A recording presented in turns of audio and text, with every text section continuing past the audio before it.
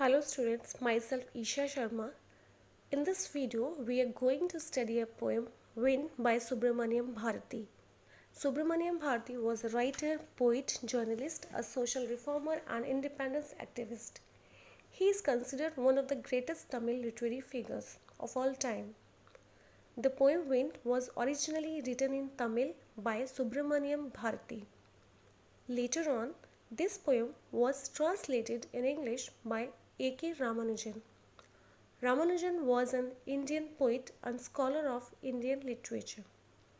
Students, before beginning the explanation of the poem, I just want to discuss the theme or the message of the poem to make it more clear to understand the poem. The poem Wind describes the power of the wind on nature and human life. The poet focuses on the violent aspects of the wind that causes heavy destruction. The poet therefore suggests the readers be strong both physically and mentally. Here, the wind is used symbolically, so wind is a symbol of hardships, challenges, and obstacles which human beings have to face in their life. And if we remain strong, we can overcome the hardships.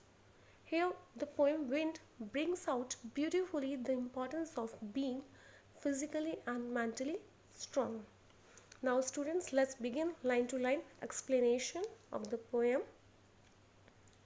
Wind comes softly, don't break the shutters of the windows, do not scatter the papers, don't throw down the books on the shelf. Here, the poet is addressing the wind as a living being, and in this picture you can easily visualize the picture of a wind because the wind has no shape, right? Here the poet asks the wind to blow gently. He requests the wind not to break the shutter of the windows and not to scatter the papers, and he asks wind don't throw down the books on the shelf, means don't throw down the books from its self. But the wind doesn't listen to the poet. And why the wind doesn't listen to the poet? Because the wind is egoistic and wind does what he wishes to do. The wind enjoys to harm others. Next, there, look what you did. You threw them all down. You tore the pages of the books. You brought rain here. Here, them refers to the weak things. The poet asks the wind to look at the damage it has caused.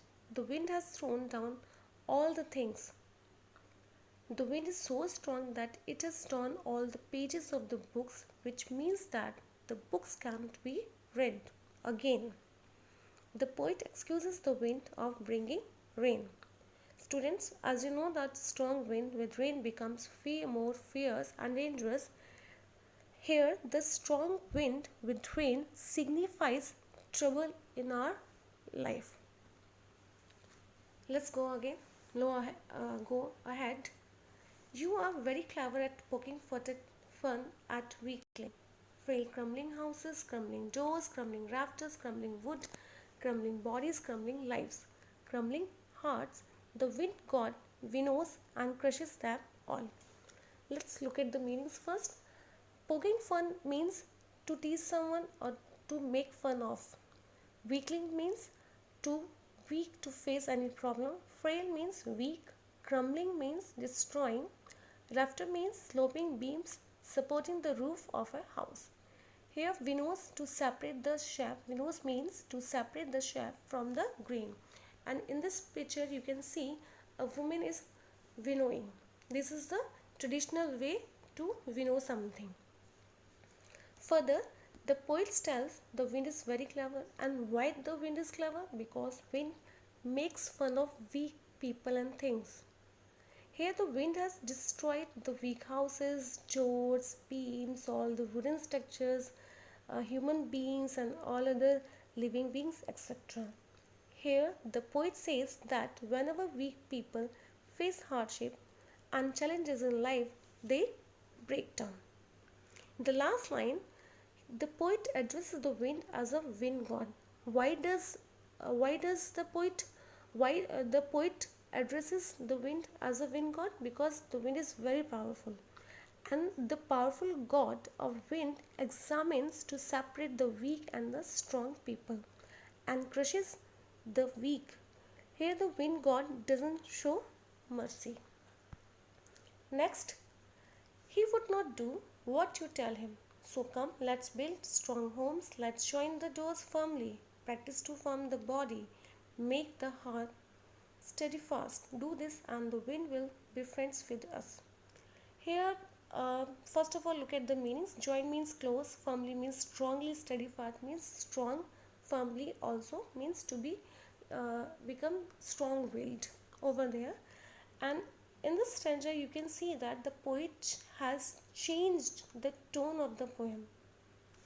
Earlier, the poem was describing about the destruction of the poem, and he was talking about the uh, uh, powerful aspect of the poem and the poem of the wind.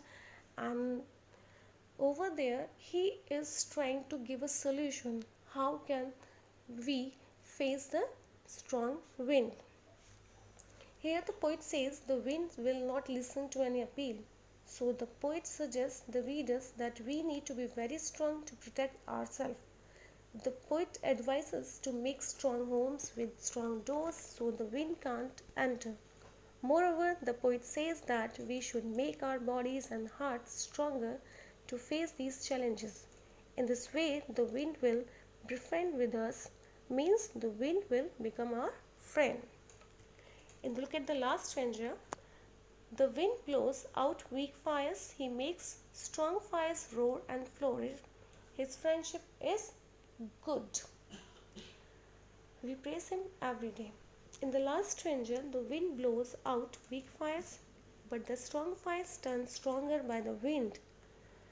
Roar word is used to show the strength of the wind.